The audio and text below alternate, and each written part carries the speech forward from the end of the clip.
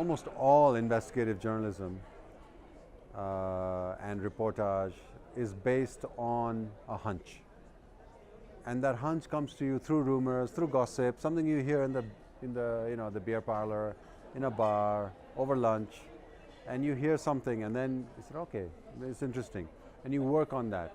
So you work on a hypothesis that someone is a crook and he's trying to hide something. Or there's a politician who's standing for elections and he is a contractor who has never finished any of his contracts. So this information then needs to be verified and corroborated, and you need evidence. One is your interviews with sources. So someone who knows that person in that department, who's willing to talk off the record, on the record, whatever. You find out, let's say, through a source in the banking sector that a huge transfer has been made.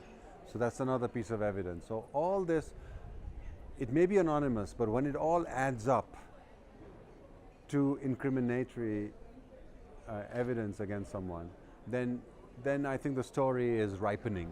You know that it's going somewhere.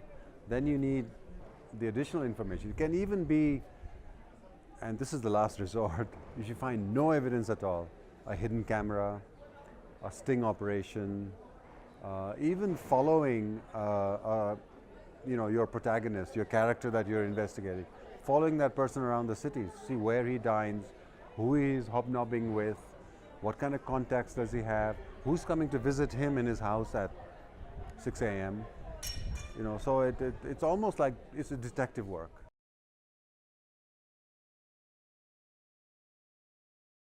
There'll be people who will come to you with stories. And the first rule is to be skeptical about those stories. Why is that person giving me that story? There's usually a motivation. And not all the motivation is good.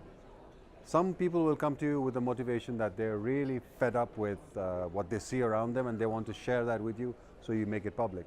But others may come to you with the motivation that they want to get after some rival, or they want to go after some politician they don't like. Especially at election time, you get a lot of leaks like this.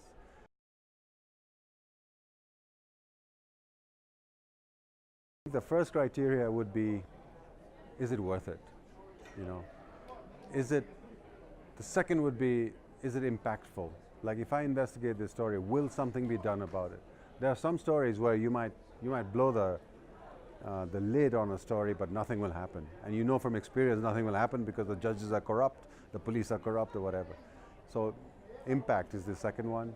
The third would be verify, verify, verify. I think that's what I tell my reporter. First verify it, and then we can go with the story. So, but before that, I think these two things are very important. And you have to judge that according to how past stories have turned out. You might have investigated a major story and nothing has really happened, it just become a dud. There are other stories where the police, because we're journalists, we're not the policemen, we're not the court system. It has to be taken up. The final justice happens when the criminal is punished.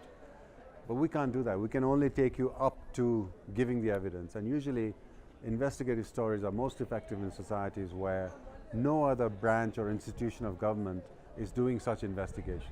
Like the anti-corruption agency itself is corrupt, or the police are co-opted, or politicians are in cahoots with the same businesses. So the media's role then becomes even more important.